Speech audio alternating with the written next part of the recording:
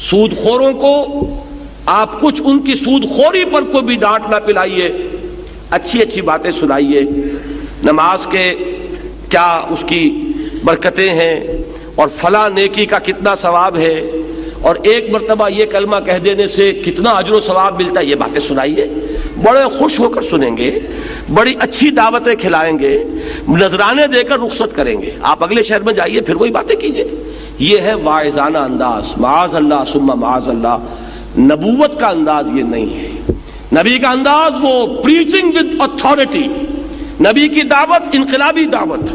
نبی کا قول کیا ہے؟ امرت لأعدل بینکم، اور یہی بات کہی تھی کس نے؟ ابو بکر صدیق نے رضی اللہ تعالی عنہ۔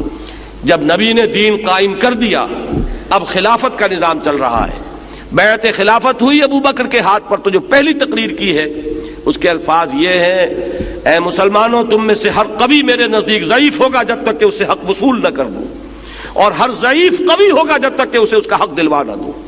یہ حق دینا اور حق لینا، یہ ہے اس نظام کا اصل خاصہ۔ وہ میزان عدل نافذ کرنا، اس کو نصب کرنا کہ یہ جو اللہ کا نظام ہے، اس نے جس کا جو حق معین کیا ملے گا، اس سے زائد ایک پیسہ نہیں لینے دیا جائے گا۔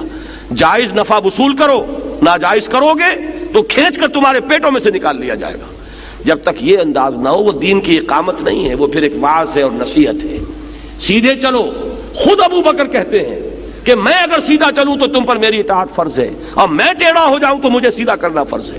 انہوں نے اپنے آپ کو بھی مستثنا نہیں کیا، اور یہی کہا کہ نظام جو قائم ہو رہا ہے، جو سعد بن ابی وقاص کا جملہ میں نے آپ کو سنایا، رستم سپہ سالار افواج ایران کی سفارت کے جواب میں جو بات کہی تھی کہ بھول جاؤ ان دنوں کو جب ہم آتے تھے اور ٹرائبل ریڈز ہوتی تھیں، لوٹ مار کر کے چلے جاتے تھے، یہ بات وہ نہیں ہے۔